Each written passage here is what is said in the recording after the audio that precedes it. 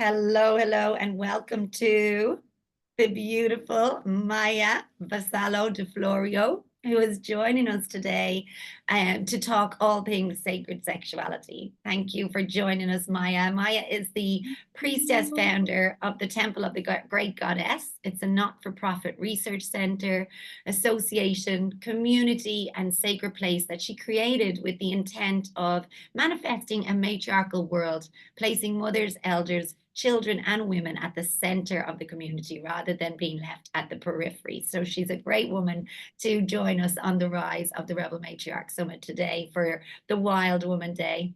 Maya is an internationally renowned speaker, mentor, best-selling author of many books, including Aphrodite Unveiled and Sex and Aphrodite, which she has here. Beautiful.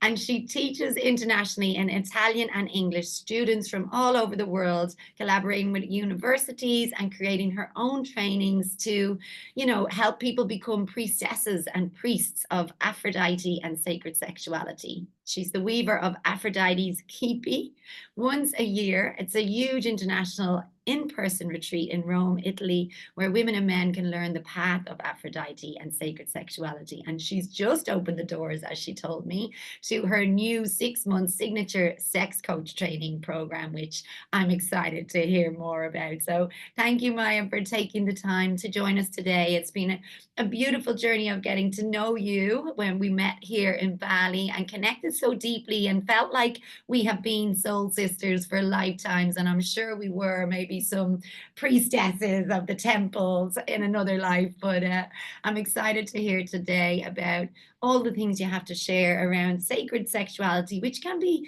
seen as a very taboo issue. And I'm really excited to dive into it with you.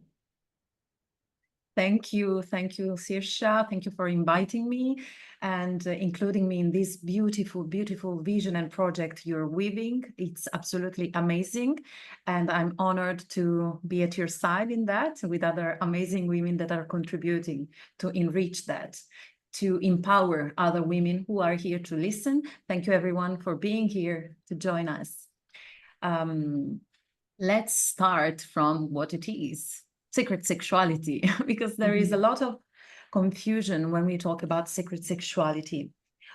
When I started talking about that, I often quote, both in my trainings and in my books, which I hope will soon be translated in English. Let's pray with me for that. I often quote the feminist French psychologist Ginette Paris, as she talks a lot about how important it is to reclaim, to reabsorb Aphrodite's archetype into our psyche. Whether we are women, men, people of any gender, no gender, Aphrodite is an archetype, as I demonstrated with my archaeomythological researches of the last 15 years about her. She encompasses time, space, and gender and age, whatever. She is a universal archetype, and she's much more complex than the patriarchal narrators made us believe. She's not the dolly goddess of Euripides or other narrators. Not at all. She's not a vanilla goddess. She can be, but she's a powerful goddess.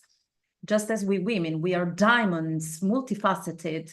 So she is, yes, the goddess of beauty, love, and sacred sexuality. She's also a goddess of power, goddess of the sea. She's the very sea, goddess of the land, goddess of death. So as we will see in a moment, she's a complete and whole archetype. Reclaiming her in our psyche as women, men, people of any gender is important because she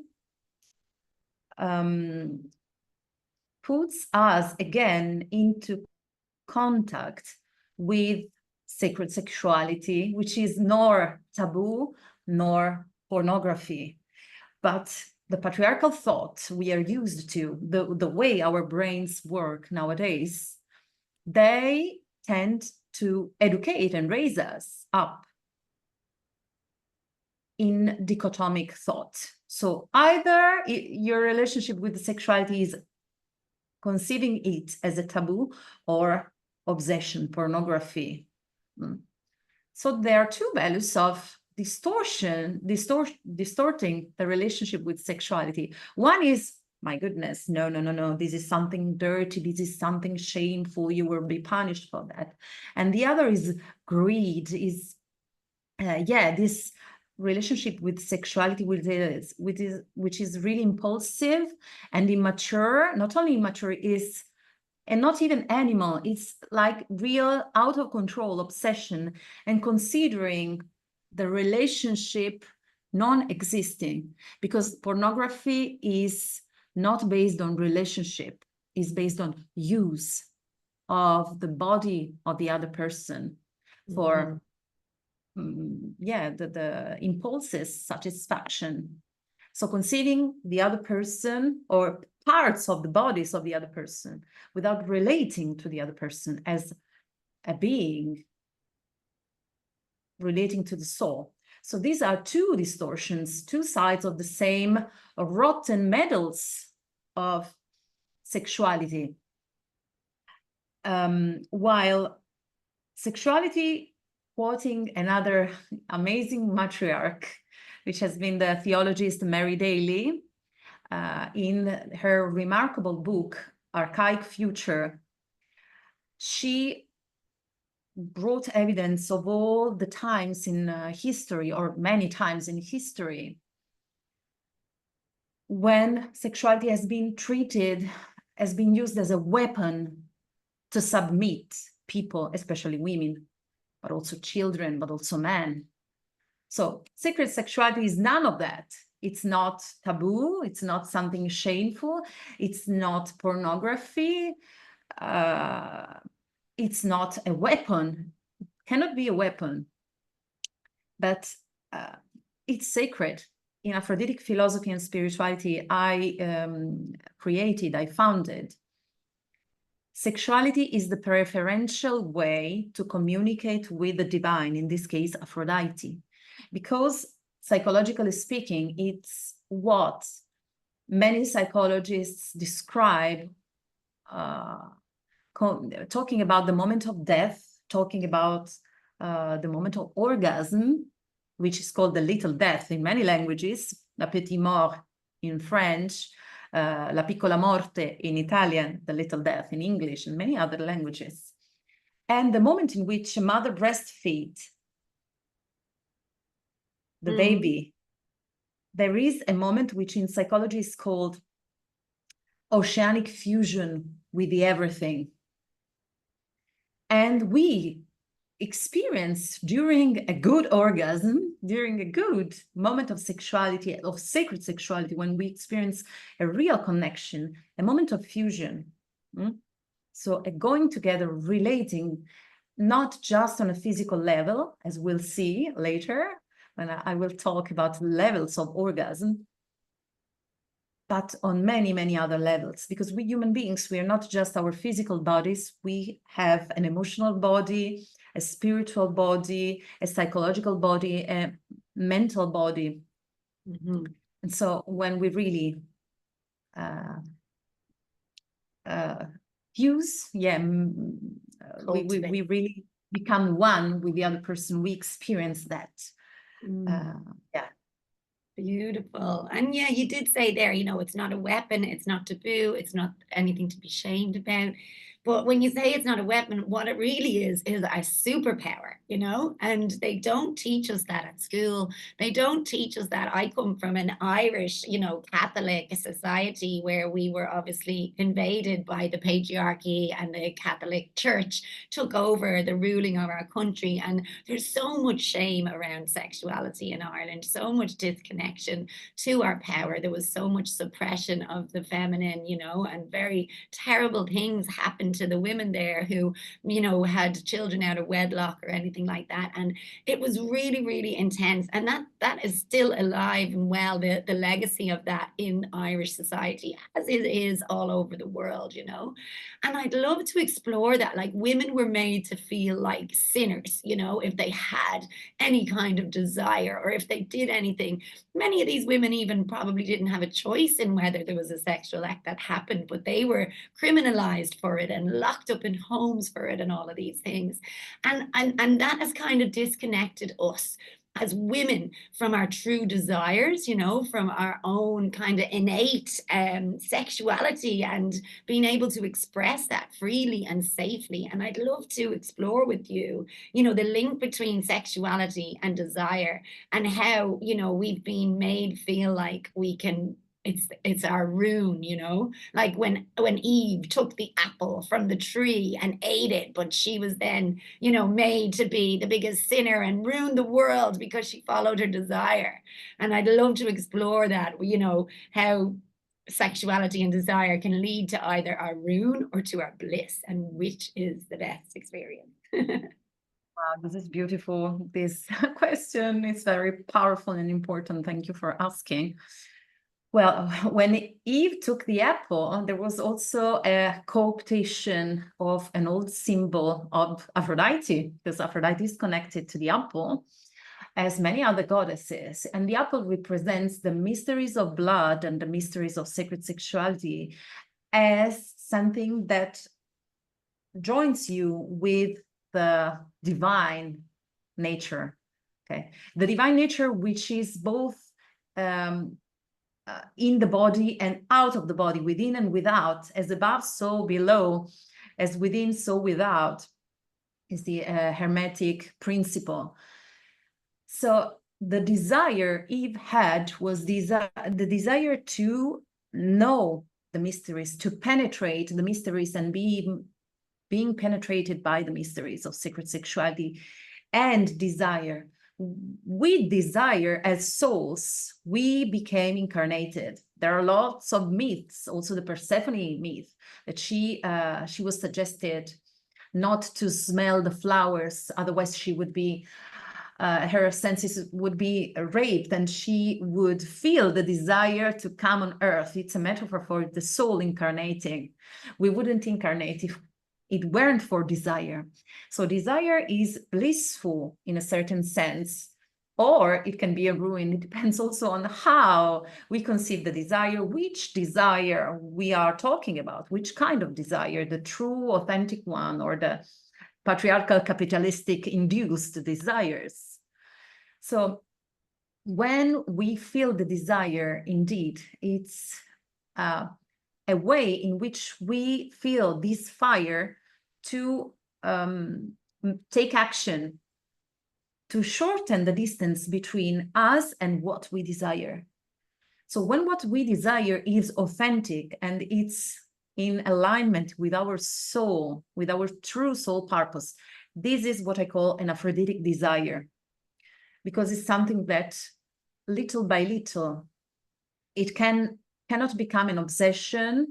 It's not criminalized or seen as something shameful, as in many patriarchal philosophies and religions. Desire is something wrong, absolutely wrong, especially sexual desire. And we see it in many also philosophies in the East. Okay, in the East side of the world. It's not just about Christianity.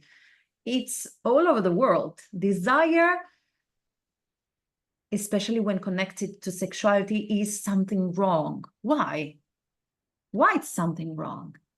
Because it's connected to pleasure. When you fulfill that desire, but also when you taste in advance the satisfaction that the fulfillment of the desire can give you.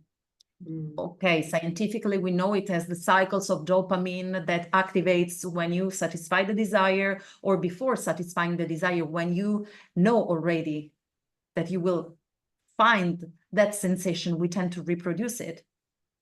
But there is something more spiritual about desire, and it has an impact also on politics, on economics, on society, on culture. So that's why religion, which is politics, and no one can say the opposite. There are some of the people that find resistance in studying with me because yeah, for what I say, I understand that I can be very impactful for some. Some may connect with what I teach, some others say, no, no, no, no, I don't want to hear that. What are you talking about? So yeah, desire and pleasure, sexual desire, especially when we think about feminine pleasure and desire, is something that gives you power potentially, or can lead you to ruin. That's why all the religions, and that's where people get upset, influence politics. Everywhere, all the system of laws are based on the religious beliefs, cultural beliefs. Underneath, they have a spiritual or religion or religious conviction. I am Italian. There is a very strong Catholic belief underneath. Even for people who don't define themselves and were not raised as Catholics, they have so many issues around sexuality, so many resistances. Also in one-to-one sections, they either think it's pornography, sexuality, or it's a taboo. So they come to me and discover another way, which is none of the two. It's just jumping out of the middle of a rotten relationship to sexuality, which comes after all these years of patriarchal religions and philosophies that wanted to control women's bodies. I'm talking about the colonization of women's desire, of women's pleasure, of women's body that went hand in hand with the colonization of the land. Yeah. Because many people think, especially in Italy, there is this macho culture that men are done, are fleshy, are made of flesh, and they cannot control their impulses. And that's how they justify so many rapes. In Italy, we've had a terrible number of rapes and feminicides. It's feminicide, the name. Yeah. Yeah, just yesterday, I had one of my students that I'm helping with all the community of the Temple of the Great Goddess. We are moving and being active for her because she's been stalked by a man who could be her father just because he fell in love with her. She never met him, 2 years of stalking, and he stabbed her. Wow. He stabbed her. And crazy. yeah, the system is not protecting. The system is not protecting because there is this conviction that men cannot control their impulses. Well, I think this is not a nice way to see men as animals. I think they are able to keep their cocks into their trousers. I think they're more than that. I trust men. It does. It goes in correlation. Sylvia Federici's book, The Caliban and the Witch, and she talks about how, it goes hand in hand. The witch hunts of the European witch hunts are at the same time around when colonization spread and the decimation of indigenous people and the robbery of land and the introduction of slavery. It's all connected, us being robbed of our power, because I believe, and there's obviously research to show that our desires are our internal GPS. What connects us to what we know is true. It's our intuition speaking. It's our pure, unadulterated desire that we get to act on. Yeah, it's and it power, as you said. It's Mm. our superpower, just as you said. Because, and you quoted Silvia Federici's book, the Caliban and the Witch. Well, it's interesting that patriarchy wanted so much to control women's sexuality, because the truth is that women's sexuality is much wilder than men. We have such a strong sexual power, much stronger than men. So the pornography, it's not sexual power, it's sexual disempowerment, it's addiction and inability. If you progress with pornography, it leads men and also women to inability to feel and experience real sexual pleasure and spiritual pleasure. The more you become addicted to pornography, it is scientifically proven. And it's interesting that the witches' processes, all the tortures were based on sexual tortures. So they, if you read all the processes, you will find that there was an obsession of these men, not only to suppress women's power, because they were so scared of women, somehow they had to demonstrate their superiority, eliminating and canceling women from history and physically, but also they were scared of women's sexuality. So all the tortures had a sexual base. It's incredible. Mm. And, Because yeah, go on. sexuality is something that empowers your body, especially when you have deep orgasms, when you really are in contact with your true body and soul desire, and you're satisfied, when you're a happy person and you feel the pleasure with all your senses, cultural pleasure, mental pleasure, five senses pleasure, and sexual pleasure, you are a complete person. You're less manipulable. So you cannot be manipulated. You're less manipulated for sure. It's so interesting, and I guess that was when the severing of, I think around that time or before that time of the witch hunts, it was a very matricentric societies. Most of the communities and societies were, had a matriarchy kind of focus, and a mothers and children and elders were revered, and the earth was revered, the great mother was revered. And around that time was when the severing of the connection to the great mother, the severing of the connection to the goddess, and a disconnection from our sexuality, from our true power, and from our connection to each other. And now, look, you see the rise of men who are, unable to control their impulses, who think that they can own women's bodies, who think that they can tell us what to do with them, who think that they can rape us and abuse us and do all of these things with us. And, we're scared, and they're so disconnected from the true power of coming together in sacred union and sacred sexuality. And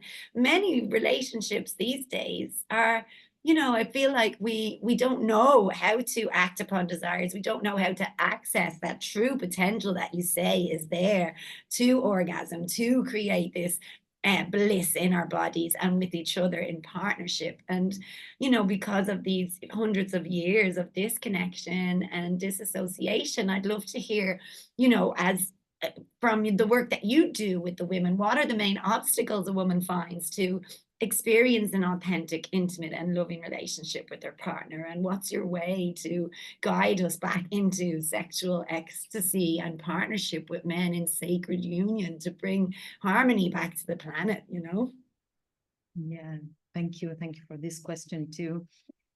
Yeah, because this question is connected to the fact that desire can be a bliss, can lead you to your power when you really follow your true soul desire, true heart desire, and not the desires that patriarchal capitalism injected into your psyche to manipulate you, because there are cycles of dopamine around it. So it's very easy to manipulate people nowadays because it's a hormonal thing. So you are attracted into these dangerous and toxic cycles, vicious cycles, in which you have to buy things, you have to do those things to be accepted in order to continue to have these pleasurable sensations that dopamine gives you. And the dopamine is also connected with self, with the sense of acceptance and being welcomed in the community, in your tribe. So it's a very subtle thing, and it takes courage to recognize that maybe you are the ugly duckling and you have to step out of that toxic environment and find your true flock. Takes it takes courage also to choose happiness, to choose authentic happiness at the beginning. And even opening up to pleasure, I often ask my students, how much pleasure can you stand? Because it takes you courage and stamina to open to pleasure more and more into your life. Not just talking about sexual pleasure, but it is a metaphor. The way you make love, it's a metaphor of how much pleasure can you contain into your body and subtle bodies into your life. So it's a real work of stretching. Sometimes can be painful, even if it's good and healthy. So what are the main obstacles? First of all, it's a cultural obstacle, which is both individual and collective. Because, as I said, even if some people, some families are convinced they are not patriarchal, they are not sexist, we all are, even me, even me. And I teach people how to create a matriarchal society. And I teach what I need to learn also day by day, because this is something which is in alignment with my soul purpose. I want to see a society in which pleasure, shared pleasure, not just with one at the top of the pyramid, but the circular pleasure is available for everyone. So every day I look at myself in the mirror and I say, okay, let's see what patriarchal schemes can I dismantle today to be a better human being and a better teacher, a better mentor for my students. So we women, the main obstacle we have is the fact that we are raised up with bread and gaslighting every day. So since we are very, very young, we don't even perceive it, that there is this thing, as Virginia Woolf said in her beautiful book. What is the title in English? A room of... Is that the vagina book?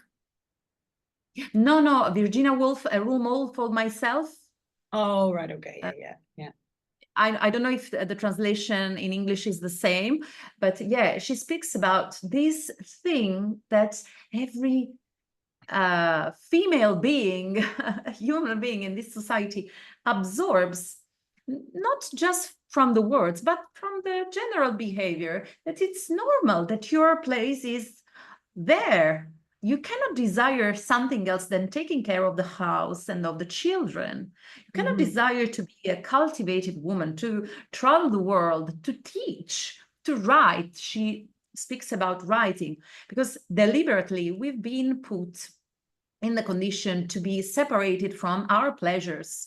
And we have been gaslighted with little toys, with the Hoover and the little fry pans, and this is and the little dolls. This is the only thing that you can aim at. So what about if you want to be a scientist, an engineer, an inventor? All the reference models have been cancelled from history, but we women were the first scientists, doctors, obstetricians, astrologers, and astronomers. We invented agriculture. We invented medicine. So all this was taken by the patriarchal culture. We were called witches. All our medical knowledge was deprived of the soul. So when we, in the care, in the cure and the care, we related to the plants, for example, to the spirit of the plant. What does the allopathic medicine do? Is not relating, is using the plant, isolating the active principle of the plant and calling it science, and whatever we say, it's bullshit. But we have also to reclaim a different way of using our brains, because results are not so good, I think, how men are ruling the world now. For sure. And that's it. We were cut off from that connection to our, in our inner wisdom, which is all connected to our desire as a GPS to move towards what we are being called to do. So, how would you guide us back to that sense of sexual ecstasy or bliss in our bodies or connection to our desire and GPS so that we can take our power back? Desire GPS, I like it. I like the desired GPS.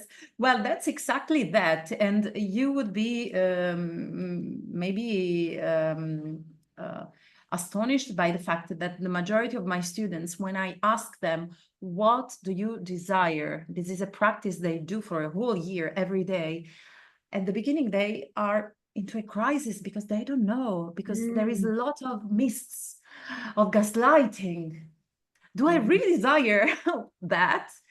So it's also really understanding our desires in sexuality and in everyday life. So reclaiming our true desire and training our ability to tap into our real desire. And this is something you cannot do alone. We need to be we need to be guided. I myself had my guidances, my mentors. And it's important to stay in containers where you can be inspired. You know that it's said, we are the result of the 5 people with which we spend the most of our time. But I say we are also the result of the 5 people, of the nervous systems of the 5 people we spend the most our time with. So that's why I myself, I'm continuously in training, even if I am a teacher. I've been a teacher for the last 15 years and a mentor, but I continue to train. And it's important because it's so snaky, the thing, and it's a moment. And if you are not aware, I don't mean to be in alert and have the nervous system always active, but you have to be aware, because if you distract yourself, your rights can disappear from a moment to another, because we still live in a patriarchal society. So claiming our desire, reclaiming our rights, it's something we just have to do, as normalizing it. We don't have to ask for permission or to justify our rights and our pleasure. We just do it. Just do it, because they're already us. We just have to take them. As there is a beautiful book from the suffragist Emmeline Pankhurst, which is suffragette. There is also an English language because she was English. Suffragette was the mocking term with which the suffragists were called. And her daughter in the book told her, "Mom, rights are already ours. We just have to take them." So another thing is to tap into our desire is to ask yourself, what is my love language? Because at the end, all is about love. Every human being needs to feel safe, to feel nourished and cared of, and to feel loved. So the wound of patriarchy started because lack of love and fear. So if we women start to ask ourselves, what is my love language? And there are 5 love languages, main love languages. One is, I don't know if you know them, acts of service. So you feel loved when you feel the person helps you and collaborates with you. And maybe takes some mental charge and physical charge in the couple. And in the family, I'm talking about not only the couple, but also between friends, right? Physical touch, which that's mine. I love that. That's yours. Yeah. Or words of appreciation and acknowledgement, surprises or gifts. Yeah. But also I added, and this is a test, a free test that I elaborated in several months. Well, we'll link all these books and quizzes that maybe we can link them underneath the call so Okay, people yeah. can access them. But Yeah. it's very easy. There is my Instagram, Maya Vassallo Di Florio _sacred sex. And in the link in my bio, you can find the test. It's a free test Okay, cool. to discover what is your sex love language. Because in sexuality, there are some people who are individuated 4 styles. Of course, it's more complex, but yeah, I teach the more complex one in the intertwining of the 4 main styles into my trainings. But you can be spiritual, for example, you can be sensual, you can be romantic, you can be kinky, and intertwining of these 4. But if you are spiritual and you are with, if you are an absolute spiritual and you are with an absolute kinky, it's, yeah, it can be challenging. It's not impossible, but you have to know what is your partner's love language and what is yours. Many couples don't know that. And they are perpetually insatisfied in their love and sexual relationship. So once you know that, once you know what is your love language, once you know what is your sex language, how you like to make love, it changes your life. And it all has to do with knowing your desire, knowing your pleasure, following the path of your authentic pleasure. And of course, using non-violent communication, which I think should be taught in schools. Because sometimes it can be hard to, to speak and say, I don't like this, and people can take it personally because we are so used being able to express ourselves and what we desire. And and it Yeah. comes back again to like truth, being really truthful with yourself about what you like and being truthful with other people. And that comes back to allowing yourself to be authentic and feeling safe in expressing yourself in that way. And I love that. I love that, what you say. And I was just thinking there, that really is when I began my, feminine embodiment journey, so to speak, or, delve deeper into the connection to my womb. And there was a lot of kind of self-pleasure rituals that I began. As you say, you begin with looking in the mirror and just admiring yourself and noticing the conditioning that comes up, when you're beating yourself up, when you're, being critical of what you see, and it's bringing love and nurturing to that. And it's really showing up for yourself in a way that there's no judgment and just allowing. And then, I moved more into rituals like, yoni gazing and, dancing in the mirror and touching and self-pleasuring and just activating my own senses, getting to know my own body, and then I went on to, mapping, pleasure mapping, and all of these things that are available to us in feminine embodiment, and the power of orgasms and learning about the impact that orgasms have on, as you say, showing up in the world, being able to magnetize towards us. And I have found, like, in the feminine embodiment space, there's a lot of talk about just, sitting back and self-pleasuring yourself and seeing all the money rolling in, you know what I mean? And as if it's that simple. And while I do agree with, being connected to our sexuality and using pleasure as a way to, experience life, which helps us become more magnetic, there's also, scientific kind of, I guess, research and things that we can explore that show us that orgasms, the impact that they have on our physical, psychological, and spiritual health, and how that helps us become more magnetic or, make more money, but not just sit back, self-pleasure, and then watch the money rolling in the way some of the goddesses on Instagram would have us believe. Yeah, absolutely, absolutely. It is not so automatic and so easy. And I think people that make you believe that it's just bullshit because it takes a whole life to follow the path of sacred sexuality. So you do it for all of your life. So it's a sacred approach.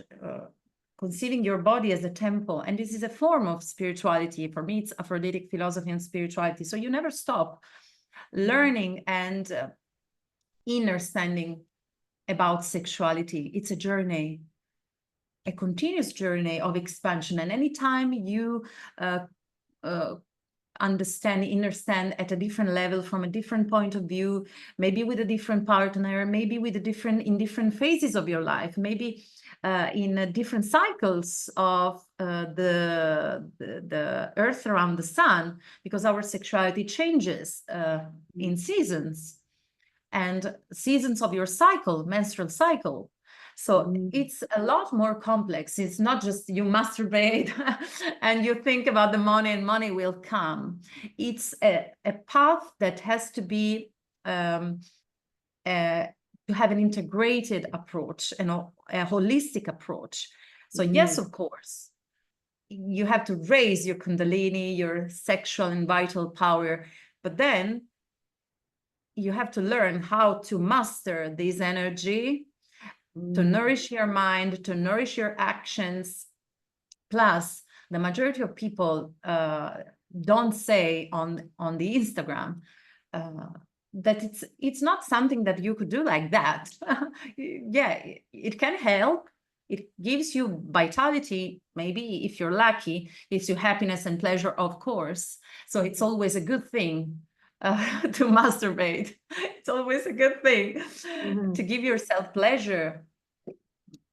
Also to break the taboos for women. Also just by the fact to dedicate some time and space to yourself, which is a miracle for women sometimes, because we tend to postpone our pleasure after every other member of the family. Yeah, So for sure, good. especially as mothers. Yeah, for sure. Exactly. And So what you is, are yeah, and mother what is the impact of orgasms then? If we do take that time to, whether we do it ourselves or we do it in partnership, what is the impact of orgasms on our physical, psychological, and spiritual health? Why is it so important to connect to them and master them and devote ourselves to experiencing them more? Yeah, the majority of Instagrammers don't tell there are different kinds of orgasms and different levels of orgasm. So the orgasm can be something that takes away your energies sometimes, or something that empowers you if you learn how to do it. And when you start touching these things and feeling into your body that there are different ways of experiencing sexual pleasure with your partner or by yourself, you really understand that it's not something you can do like that. You really have to master it. So, for example, we have the clitoral orgasm. The majority of women know clitoral orgasm, but indeed, nothing wrong with it. But it's a very strong stimulation. It's like an electroshock that gives you a sudden, very, very strong external pleasure.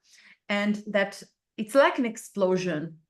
Yeah, like a volcano, dispersing your energies outside, especially if you don't know the techniques to how to bring the power of the orgasm inside to re-energize your body. So nothing wrong with some clitoral orgasms from time to time, especially if you want them to relax. But indeed, the majority of women, after, especially when they become addicted to clitoral orgasm, they are not able to go more inwards, and be empowered by these different kinds of pleasure, which are nourishing for the body and all the subtle bodies. So they feel very tired afterwards, maybe very emotional. They feel like they want to cry. And yeah, they feel sometimes they want to be cuddled, or they don't want the partner nearby because they become very sensitive. Because it's a sudden pleasure, especially when you use sex toys, which I'm not against, but depends. The vibrators burn your nervous system, and they lead you to such a quick and powerful orgasm that desensitize your yoni, which is the Sanskrit word for vagina. vagina, vulva, and all the uterus, The yoni. whole universe. Yeah, yeah.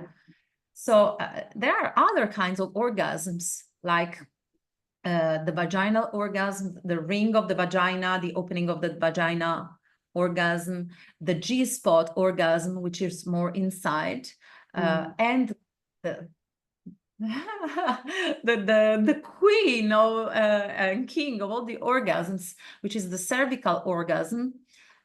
That is really when you feel incredibly empowered, because when you let this orgasm be and you free that zone of the body, it's like also our vagina has a reflexology.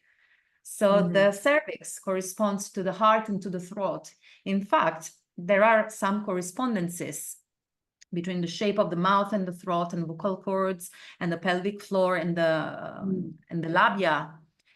So when you feel that kind of pleasure, it's so deep that it opens all of your chakras, and some guttural sounds open.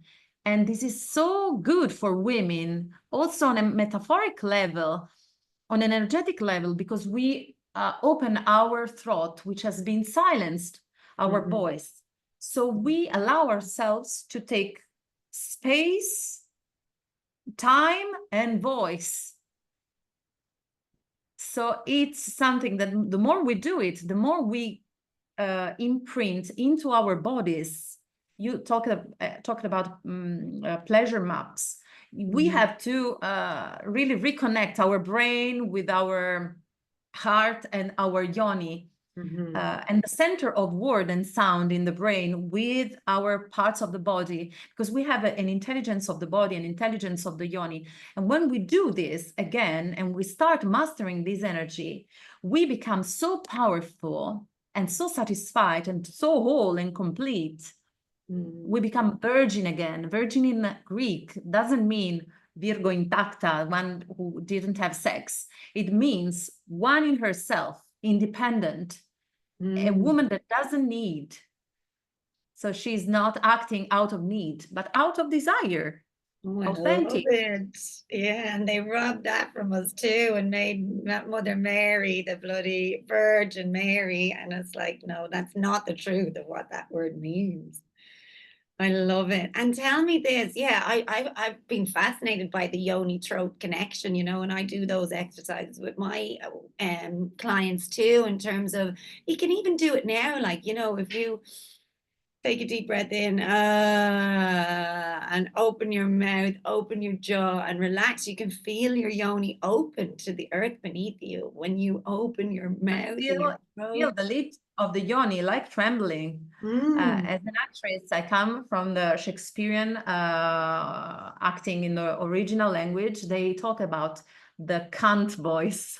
Yeah. Sometimes you have to really feel, and you really feel when you go really low. You think about the nuns. The nuns, they always talk with a high pitch voice because they don't want to feel the vibration down there, because sexuality is banned from their lives. So they talk always like that with very high pitch. Tell me, dear, are you good? Well, a person who is in touch with their sexuality, she will be able to go very, very low and feel the yoni vibrating. Yeah. It's the phenomenon of consonance. We have the resonance and the consonance, so parts of the body that vibrate, even if they are not directly involved in the process of sound making. You can really feel your yoni vibrate.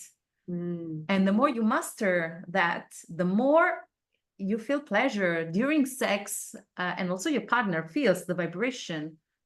And that's why silent sex is not a good idea. No, you got to make, and that's even as well, even in childbirth, you've got to make noise. You've got to like moo like a cow, because it all, yeah, as you say, kind of contributes to the vibration and the energy and all of that. Beautiful. And even the pictures of the throat and then like the universe down below, it's the same. It looks the same, doesn't it? It's like totally connected. It's beautiful, and I think this is so important. Speaking here in this event you are creating, because it's a metaphor of how we women can reclaim the right to be heard. Mhm. Out of taboos. There are people watching TV with scenes of war, and the neighbors can hear the sound of the movie about war, or the broadcasting about war with sounds of clanging or bombing, etc. Or they're okay with people quarreling, or the neighbors are just quarreling. You justify that, but the majority of people feel it still like a taboo to let themselves be heard by Yeah. the neighbors while they make love, while it's so inspiring. And it's a metaphor for women, for taking space and time and our voice be heard again. Mhm. And that kind of orgasm, the deep orgasm, and there are also 4 levels of orgasm. One is the one that the majority of people know, which is the superficial orgasm, just the connection of the bodies. And then the more you go up, the more divine it becomes, and empowering, energizing it becomes. The more you expand into that energy and you allow it into your body. That's why the question, how much pleasure can you stand? The Mm. more you will feel empowered as a being, as a woman in this case, to go out in the world and say, I have something to say. Mm. I have something to do, and just take your place. You don't have to ask for permission to any man. You just Yeah. do it. Yeah, girl, I love that. Mhm. And I know that you have some rituals that you're going to share with us now to really put this kind of conversation into practice, to ritualize our healing and to embody this beautiful Aphrodite energy that you so gorgeously ooze out of you. And before we do move on to the rituals, I'd love to kind of, the last question really is, you've spoken into Aphrodite, and I see the rebel matriarch, the books and the movement. She is her own like archetype, she's a new and emerging archetype, I believe, for the modern woman who is walking, who is healing, feeling, rising, reclaiming, and walking each other home, this new and ancient way where we're connected to the matriarchy, but we're also blazing new trails that, our ancestry and the matriarchy that came before us would never even have dreamed was possible in this day and age. So she is that kind of modern woman, um, that we can all kind of reclaim and call upon within us. But for you, the Aphrodite is your archetype that you work with so closely. And, I'd love to hear a bit more about how can Aphrodite be a feminist and matriarchal archetype to help women become more sexually, economically, and politically empowered in this current climate that we're living in. Yeah, thank you for this question. I dedicated my whole life to Aphrodite because I was called by by her to serve her in this lifetime again, after having received the memories of many other times. Because also I felt the injustice that she underwent, because she was the goddess against which patriarchy raged the most. Because she was too much. She was beautiful, fascinating, sensual, magnetic, clever, cultivated. She was a witch, a sorcerer. And there are many, many evidences in the literary records and also in the mythology about her being a herbalist, sorcerer, like Circe. She's very much compared to Circe in history and in mythology, and also in the inscription of some temples that we have in Italy and around Rome. So she had so many aspects. Mm-hmm. And she was also a good enough mother, because she was ridiculed by patriarchy. They couldn't demonize her because she had so many other necessary aspects. So she couldn't be demonized, like, for example, Lilith. Mm-hmm. But she was ridiculed. She was bullied. In the mythology, Zeus tells her, you go play with love, let war be conducted Yeah. by Athena and Mars. You go and deal He with was like love. condescending, you know, it should have just kind of, yeah, Yes, because dismiss. love is something stupid. Only war and money making and power. It's manlish things. But love, it's what what makes the world go on. Love and desire and sacred sexuality. So the power of Aphrodite is infinite and encompasses everything. Even the bullyism, the acts of these bullies, Zeus and others, but she was too much. And as all women have experienced, she was cut into pieces. Divide et impera in Latin means divide and command and have power over. But my work with Aphrodite was to reclaim all the parts of herself or the epithets she had into the wheel of Aphrodite, which is a wheel of the year, but also a menstrual wheel. And it's an instrument that whether you live with seasons or not, it's a complete, like the Tao. So it's a wheel and medicine wheel with which you can work, reclaiming all the parts of Aphrodite, all her epithets, to become whole again. All the parts of your fragmented psyche. That's for all women and men, but it's especially important for women because it's a reclaiming of all the other parts of ourselves, where patriarchy asks us to choose which label we want. You want to be a mother, you want to be a bitch, you want to be a saint, you want to be a daughter, you want to be a crone, a witch. So we need to have labels. This is the necessity of patriarchy to control, to have power over us. But we are like diamonds, like Aphrodite, multifaceted. She is the path of the diamond, the path of the jewel. And she encourages us women with all her names. She has many, many dark names, which one doesn't expect. So she's also androphonos. Androphonos in Greek means the killer, like Kali. She chops the heads. You don't mess up with her. Yeah, you don't fuck with her. And that's it. I think, you know, with archetypal work, you know, and that's what this journey is, the rise of the rebel matriarch brings us on a journey to reclaim the different phases of the feminine. And when women are fully integrated, embodied, and in their wholeness, that's what we are. We have access to all of these different superpowers, all of these different elements, all of these different, you know, it's vital work, really, this reclaiming of the ancient feminine who Aphrodite is within all of us, and we can call on her qualities to embody those, you know, qualities and powers to help us in our day-to-day lives and help us return to that sense of wholeness so that we can remember and reawaken to who we are underneath the conditioning and show up more fully, more vibrantly, and more fearlessly in finding our voices and using our magic as medicine in these times that we're living in, you know? Yeah, and she's a feminist model also because she teaches us to set boundaries. She's incredible in that. She's not a war maker goddess because the aspect of war in Aphrodite, the warrior, there are various epithets connected to war. It's already patriarchal. So she's not a war maker, but she's one that defends and protects. What she cares about, her realm, a realm of love.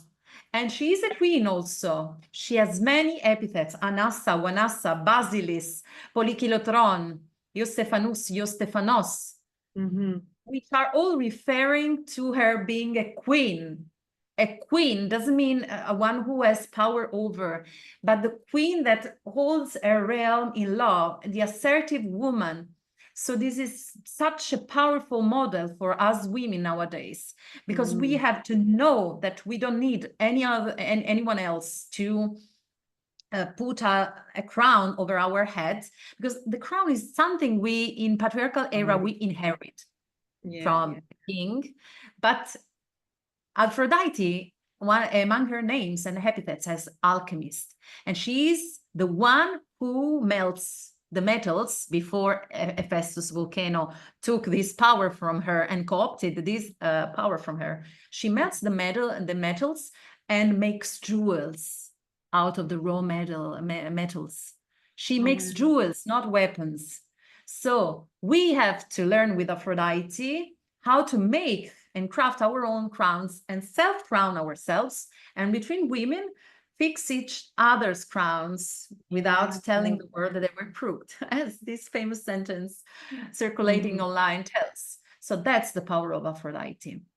Oh, she is an absolute superstar. I love her. And yeah, she reminds me of the Irish Celtic triple goddess, Saint Bridget, who is she's the goddess of poetry, smith work, and healing. And she's an alchemist, and whether it's transforming our wounds into our wisdom, using our pain for our purpose. We are all alchemists, in this modern day and age. We can alchemize the traumas that we've experienced and turn them into our greatest triumphs. We can alchemize our wounds into our wisdom and use it to teach others. And we really need to take the messages from Aphrodite and all of the ancient goddesses to be able to mother ourselves and mother each other, and to reject war and weapons, and to embrace love and community and hope and healing, and ensure that we can contribute to this feminine rising on the planet to bring balance and harmony and back to this burning world. Yeah, absolutely.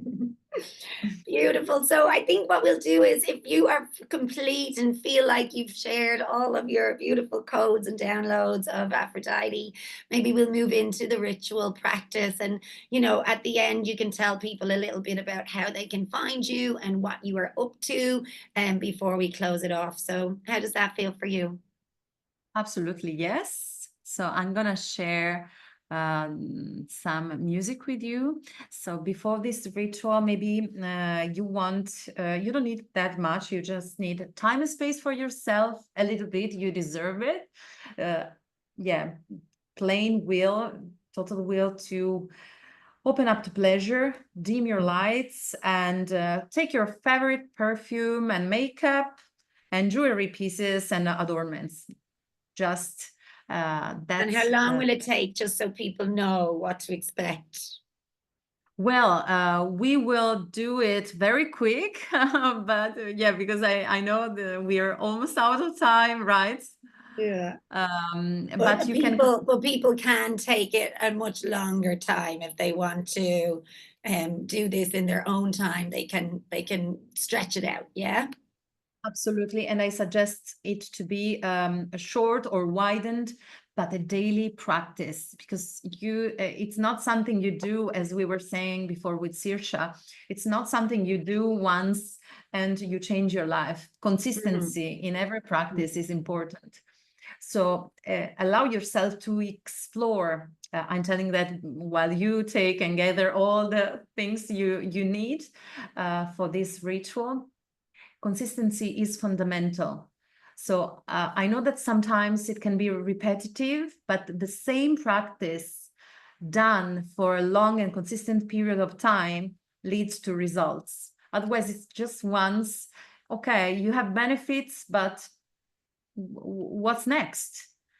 So every practice needs the repetition to really land into your body, into your mind and a conscious mind, and become wisdom then, and become something that is really absorbed by you. Plus, every time you touch your body consciously and you do these practices, it cannot be random. It's a part of a process. So if you really want to see results, you need to be consistent. Yeah, okay. for sure. Okay, I'm just lighting my candles. I'm going to turn my light off. I'm going to pin you so that it's just your voice we hear, and I will slowly do a bit of the ritual in the background. But you take the mic now, and you can close it off too if you like, and just let people know where they can find you at the end. Yeah. Yeah. Okay. Beautiful. Okay.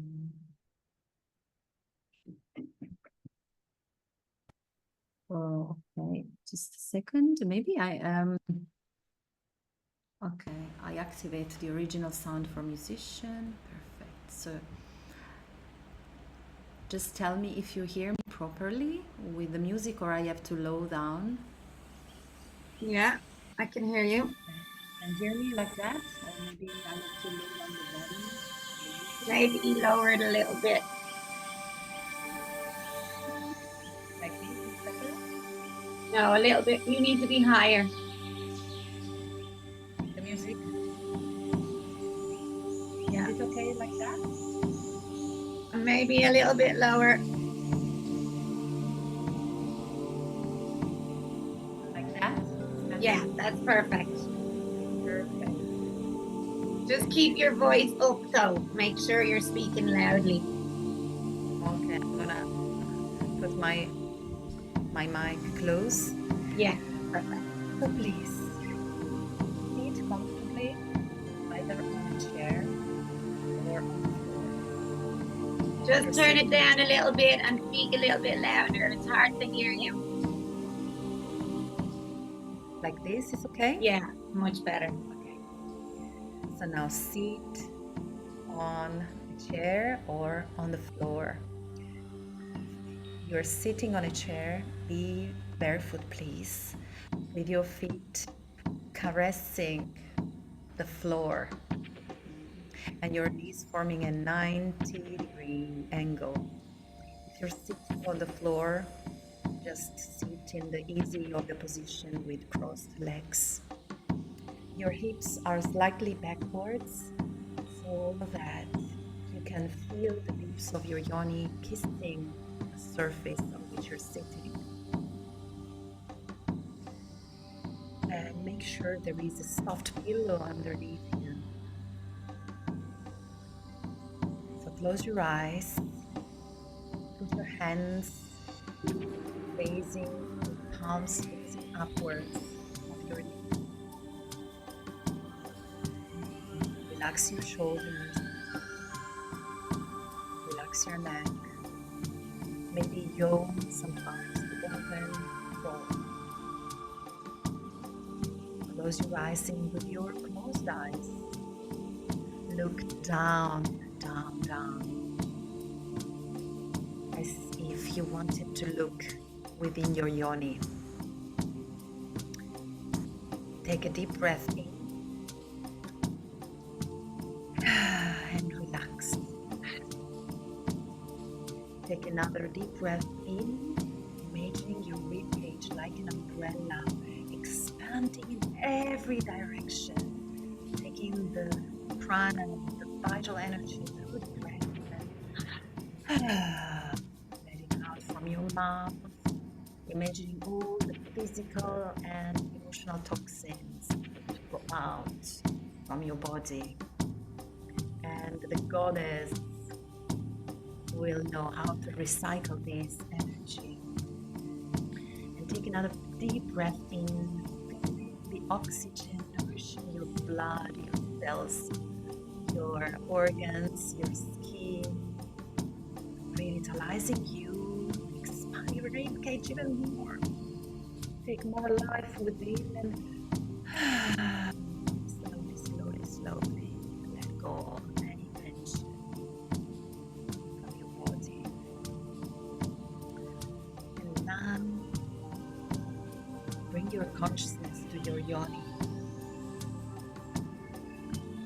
and gently start squeezing her, squeezing and relaxing, squeezing and relaxing, squeezing and relaxing.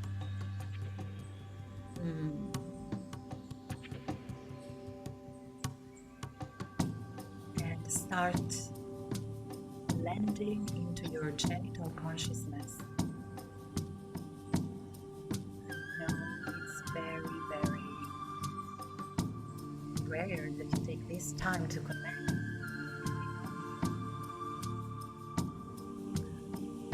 And this practice we are going to do now is the Aphrodite breath of the yoni. So it's like breathing in and Squeeze the yoni, the anus, and the navel, bringing up the kundalini, pumping it up through your spine, imagining it comes out your crown chakra on the top of your head, like a rainbow fountain or a golden fountain, enveloping all of your physical body and your subtle bodies. And then you relax when this shower of light surrounds you, and you relax your pelvic floor and your body in the out breath. You breathe it in and take the kundalini, the prana, up, squeezing yoni, anus, and navel. Squeeze it up, squeeze it up, squeeze it up, and from your mouth, you let this energy ripple down the contours of your body, relaxing your yoni. You do it several times. Breathing in and squeezing the yoni, taking it and up the energy. Breathing out from your mouth and relaxing, maybe with a sound.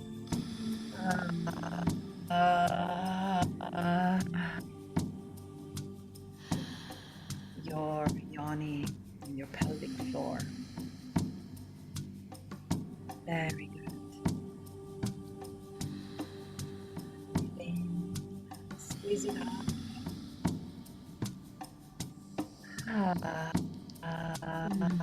Breathe out and relax. And let the energy surround you and empower your body.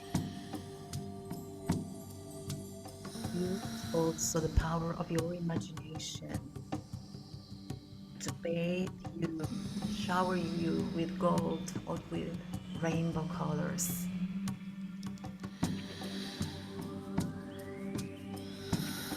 Now start moving your hips like if you were riding a horse, back and forth, back and forth. Breathing in, you squeeze your yoni and your kundalini goes up your column.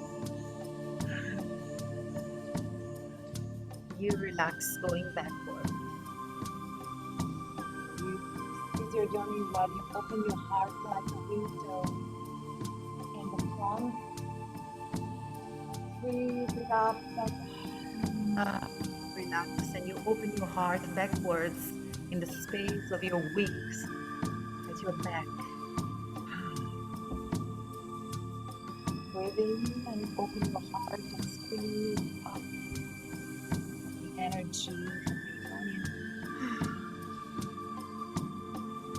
yoni on your own rhythm.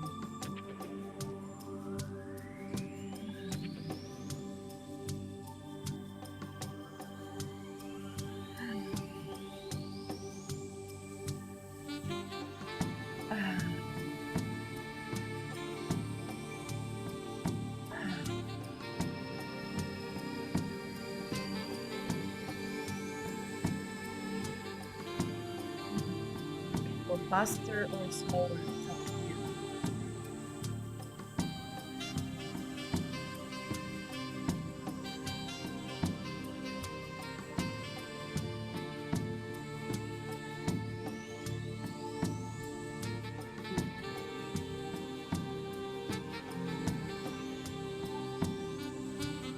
Now you are more confident with the movement and with the inner yoga of the yoni, inner sexual yoga.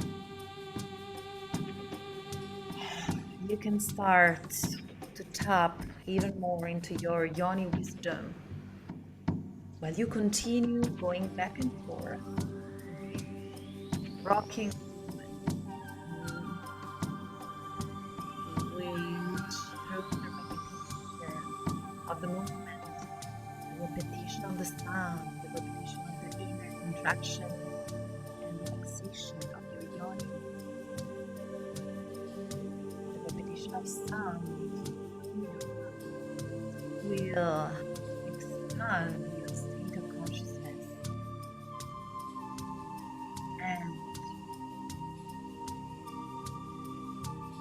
blend into your yoni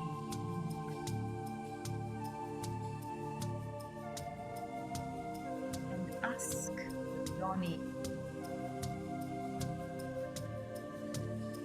whatever question you need to ask, because this is the center of our wisdom, our energy, our power. What do I need to know for my greatest well-being and the greatest good of all? Or what do I really like in sex?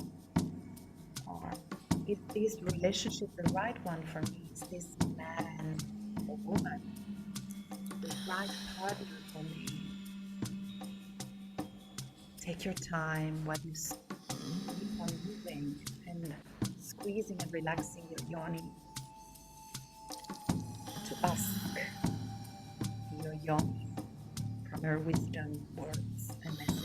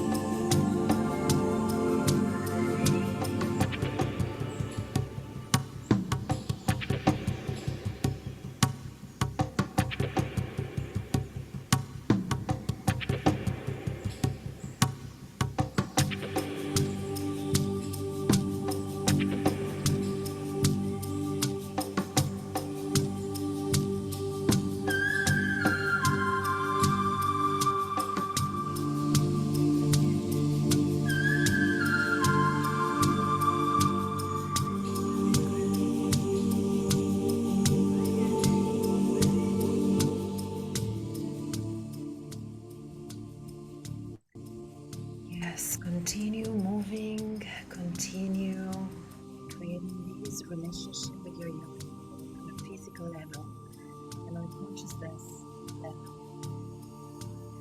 While you notice how this simple movement and squeezing and releasing is making her more juicy, open up, flower, maybe for a deeper connection. Maybe she longs to be touched. Maybe she longs to be penetrated, or maybe she's telling you something else about penetration, about the way she wants to be touched and honored and revered as the sacred portal of life, death, and pleasure. Remember every single word she tells you. She might communicate in words or in visions or in sensations. Keep on listening, keep on squeezing her, keeping her alive and vibrant. You are using your voice. When you breathe in, you go forward, you open your heart, squeeze your belly. To let go, creating this cycle between your heart and your yoni, while moving, riding your waves of pleasure. This point, you might feel free breathing and awakening your yoni. Remember everything she says while you really slowly take a deep flow and elegantly, like in a dance, you stand up, find the most graceful and sensual way and pleasurable way for you to stand up and start like in a slow motion dance to take off every one of your clothes one by one, dropping it down slowly, consciously with every piece of cloth that you take off. You consciously decide to get rid of something specific that you are aware prevents you from experiencing real sexual pleasure in your life. So take this time to sensually undress and feel the sensation of the silkiness of clothes dropping down your skin.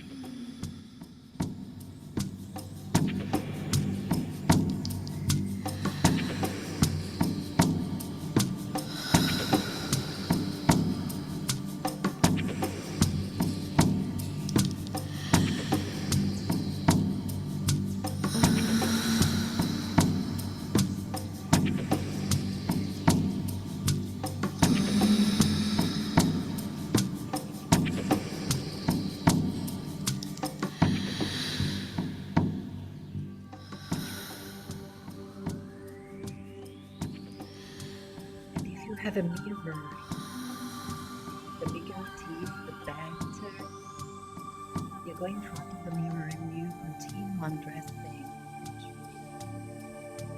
deliberately choosing to look at yourself with Aphrodite eyes of beauty, with lenses, very special ones that make you see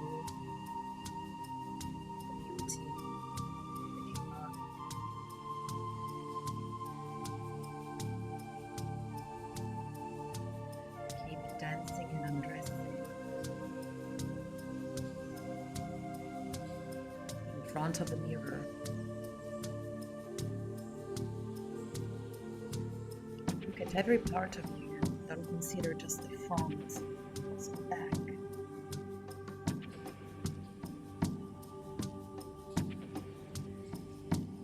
Because you want to gather all the parts of yourself to remember yourself.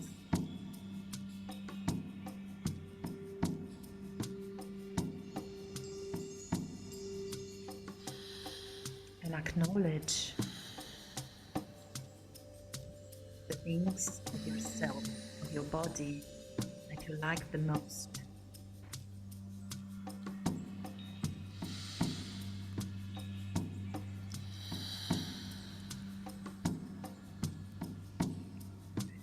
And while you do this acknowledgement of your outer and inner beauty in front of the mirror, which is a sacred instrument for Aphrodite, sacred symbol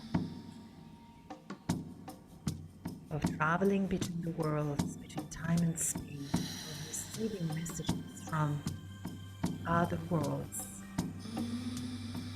You train yourself to see you in different ways. Choosing deliberately to see you through beauty.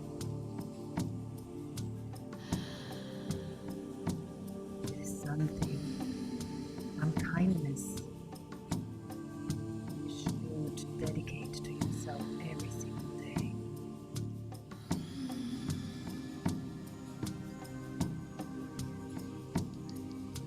start practice while dancing, while moving your hips back and forth.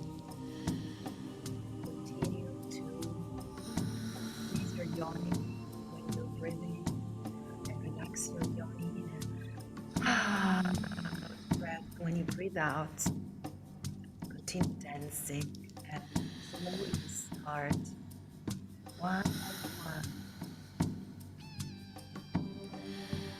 wearing your jewels and every one of the pieces that you put on your naked skin while you're still naked and dancing and in your beautiful Aphrodite body. Consider that every piece of jewelry is a part of your sovereignty you are reclaiming, sacred adornment.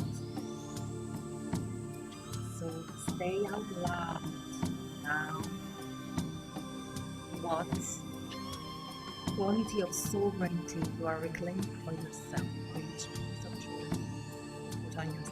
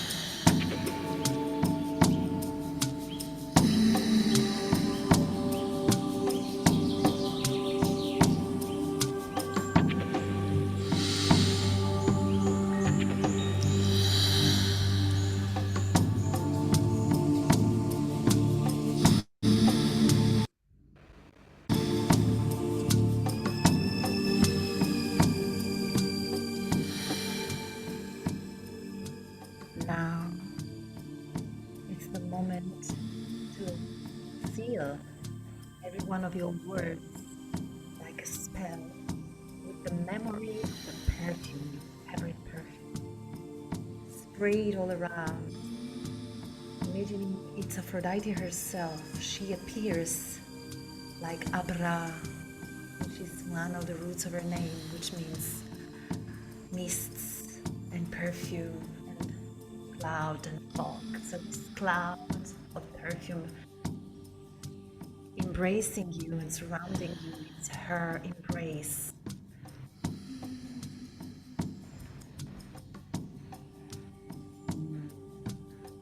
Smell, let her essence penetrate your body. Let the sense of smell activate your words. So anytime you smell this perfume, something that takes you back here to the promise of sovereignty and pleasure you're making now to yourself. And start moving your spine like a snake, because we want our Kundalini to be awakened even more. We want to be even more vital. So you are a she's a serpentessa, a serpent, she's serpent. And move your spine, revitalizing all of your body. And connect with your heart. You perceive and visualize your hands as the antennas of your heart. You start the Aphrodite touch, caressing your hand and caressing your body slowly, taking your time to awaken your skin, which is the most extended organ you have. So following like a snake, your hands like snakes, walking all over your body as Mother Nature's body. Its snakes are sliding sensually all over your body, following your pleasure paths, the pleasure maps. And that's your own body, your own hands teaching you that this is the Aphrodite touch. So let your hands teach you where they need to go. Acknowledge every part of your body.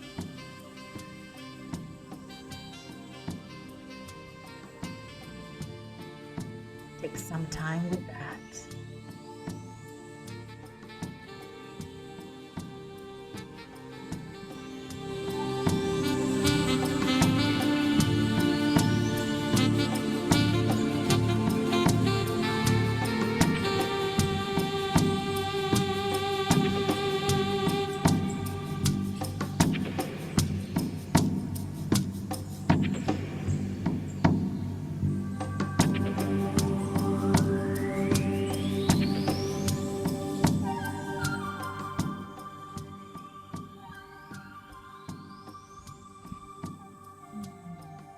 And now really gently let these snakes embrace you. Give yourself a hug. Hold yourself like this, because you're your best friend. And acknowledge how beautiful it is to be in your own company. Promise yourself to give yourself pleasure. First of all, because this is the main source of any other thing. It's not first duty, then pleasure. It's the exact opposite. Give yourself love first, and then you can do anything else. Hug yourself and let all these insights that you had today on an energetic level, physical level, heart level, sexual level, spiritual level, let them land into you. Seal any insight in this embrace. So you have an anchor now. This music, which you can find on YouTube very easily, is Tantra music, tantric music. You have your embrace and the perfume and the affirmations of sovereignty and pleasure. At any time, you will repeat one of those or all of them all together in this practice, which you can shorten or lengthen at your own will every day. Do it, please, every day. It takes you your inner pleasure, authentic desire and love. Now, I ask you to gently stretch yourself. Maybe you can yawn and moan. Stretch yourself in your Aphroditic body. And slowly and gently you can open your eyes.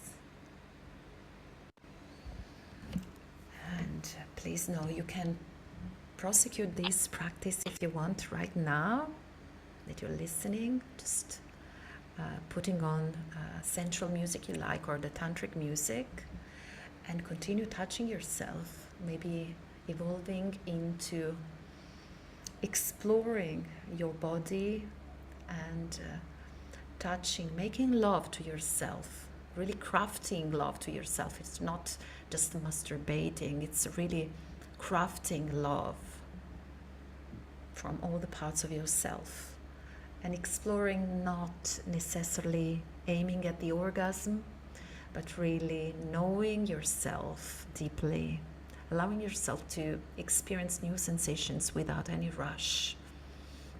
just massaging your yoni. And continue as you will, as long as you will. Thank you for inviting me again, Sisha. Thank you all. If you want to know more about my trainings, the sex coach training is about to start. It's started, right? It started, so you can contact me on the Instagram. In my bio, you can find Maya Vassallo Di Florio _ sex coach. And in the bio, you can find the sex coach training in English.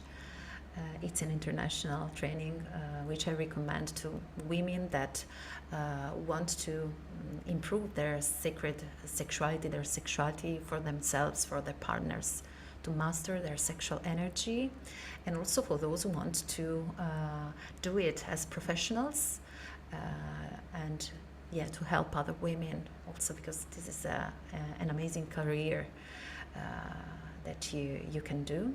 And it's a feminist path of empowerment and pleasure and revolution for all the women. And you can find also the test in my bio in Instagram to discover which is your love sex language. And thank you for being here. Thank you, Sirsha.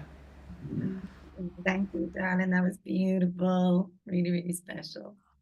And thank you for taking the time to share that ritual with us. I'll be doing it again and again and revisiting it. And as you say, we really get to devote ourselves to ourselves, and pour in the love that we need, so we can then emanate that out into the world and give from the overflow rather than that their cup full. So thank you.